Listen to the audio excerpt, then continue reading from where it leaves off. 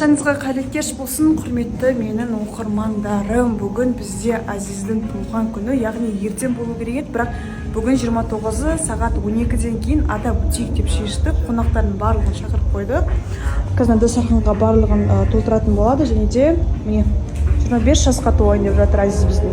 Достар, 25 жасқа толып жатырмыз. Құдай қаласа сәл уақыттардан кейін, және де осы бүгінгі туған күніме менің арнайы сыйлық жасаған, арнайы баннер жасаған Air World Алматы ұжымына үлкен рахметімді білдіремін. Маған өте қатты ұнапты.